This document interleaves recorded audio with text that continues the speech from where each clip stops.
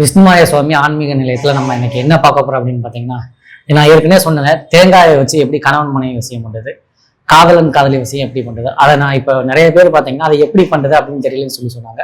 அதனால நான் இப்போ அதை செய்முறையாக உங்களுக்கு நான் செஞ்சு காமிக்க போகிறேன். இந்த மாதிரி ஒரு தேங்காய் வாங்கிக்கோங்க. தேங்காய் வாங்கிட்டு அதை குடுமியை பிச்சிருங்க.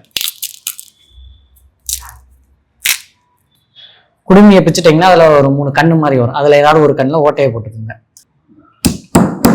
இப்போ பார்த்தீங்கன்னா இதில் தேங்காயை ஓட்டை போட்டாச்சு. இப்போ இதில் இருக்க தண்ணியை பார்த்தீங்கன்னா வெளியில் எடுத்துடணும். இதில் இருக்க தண்ணியை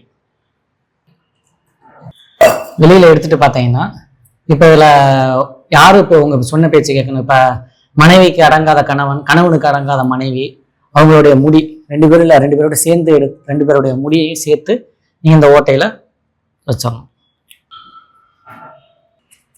முடியை நல்லா உள்ளே சொருகிட்டு அதுக்குள்ளே பார்த்தீங்கன்னா கொஞ்சம் பால், அதாவது காய்ச்சாத பசும்பால் வாங்கிக்கோங்க.